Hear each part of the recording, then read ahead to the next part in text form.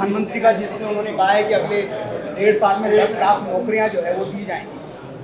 देखिए, देश के प्रधानमंत्री को परेशानी शुरू हो गई जब असदुद्दीन ओवैसी अपने भाषण में भूज में मैंने उन्हीं के एक सांसद श्री वरुण गांधी का डेटा को जनता के सामने रख दिया कि केंद्र सरकार के पास 55 लाख से ज़ायद सैंक्शन पोस्ट के वैकेंसीज़ है।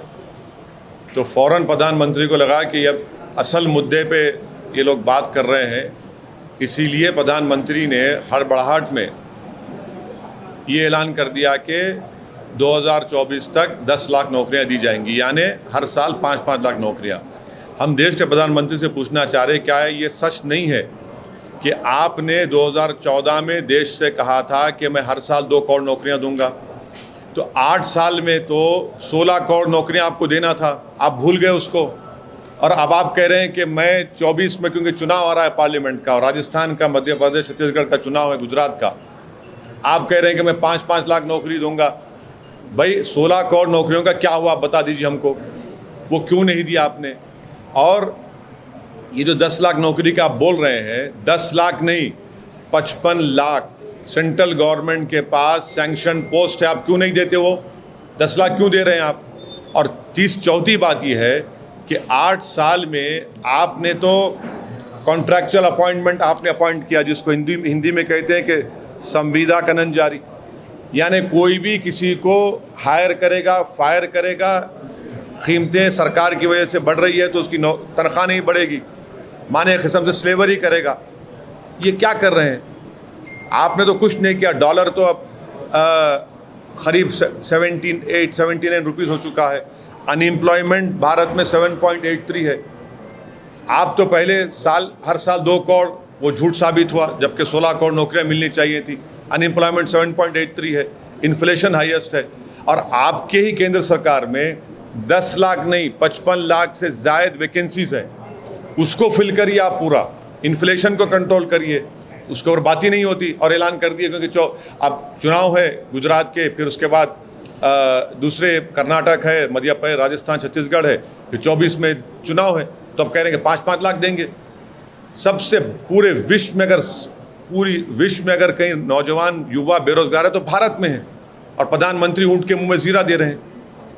सर ये बताइए कि आने वाले फ्राइडे के दिन उत्तर प्रदेश की लोकल इंटेलिजेंस यूनिट का कहना है कि बहुत सारे बुकेस होंगे वहाँ पर। हाँ, तो पहले से घर तोड़ दीजिए पुरों के, आप अभी तोड़ दीजिए, अभी तोड़ दीजिए, पहले से घर तोड़ दीजिए ना, किस्सा खत्म हो गया।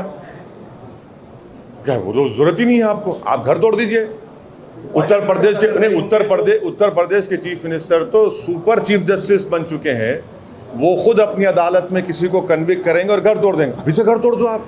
रूल ऑफ लॉ को तो बर्बाद कर रहे हैं आप। जो घर तोड़ा गया आफरीन फातिमा का, वो तो उसकी माँ के नाम पे था। आपने झूठी नोटिस दी, आपने झूठा कहा कि पहले नोटिस दी। आपको कोई इख्तियार ही नहीं है घर तोड़ने का। अगर है हिम्मत भाजपा वाले, तोड़ना टिनी का घर, क्यों नहीं तोड़ते आप? उस पर तो 5 लोगों की हत्या का इल्ज़ाम है, सुप्रीम कोर्ट ने बेल कैंसिल की। ये खुली नफरत की मिसाल है मुसलमानों के खिलाफ, ये खुली नफरत की मिसाल है। कलेक्टिव पनिशमेंट भारत के मुसलमानों को दे रहे हैं भाजपा वाले, और पुलिस स्टेशन में ले जाकर पुलिस लटों से मारती है, और भाजपा का एमएलए बोलता है रिटर्न गिफ्ट है। हाथ तोड़ देते हैं, बच्चों के पैरों पे, सरों पे मारते हैं। ये पुलिसिंग है आपकी, ये आपका ह्यूमन राइट्स का ये मामला है आपका। अरे आप अरेस्ट करिए, कोर्ट में कन्विक्शन दिलाइए अगर आपका सबूत है तो। और झारखंड में आपने 15 लोगों पर गोली चला दी, 2 मुसलमान बच्चों की हत्या कर दी, एक के जिस्म में 6 गोलियां। क्या हो रहा है ये? मैं इसको कंडेम करता हूं, झारखंड में जो फायरिंग हुई है। सर यूपी के एडीजी ने ये कहा है कि अगर लीगल बॉडी हमसे इसका जवाब पूछती है कि हमने बुलडोजर एक्शन क्यों किया, तो हमारे पास सारे जवाब मौजूद हैं। अरे आपकी झूठ इसी अभी सामने आ गई कि वो घर जो आप नोटिस दे रहे हैं, उस लेडी जो एक्चुअल ओनर है महिला, उसके पति को दे रहे हैं। आपकी झूठ ये साबित आ गई, सामने आ गई। दूसरा आपकी झूठ ये कि टैक्सेस दिए जा रहे हैं, ये आपकी दूसरी झूठ। तीसरी झूठ, आपके कैमरास थे, लाइव दिखा रहे थे, हथियार दिखा आपको? अच्छा, अगर हथियार मिला भी तो सीन ऑफ ऑफेंस को प्रिजर्व करना चाहिए ना, आपने उसको भी बर्बाद कर दिया। ये कलेक्टिव पनिशमेंट दिया जा रहा है।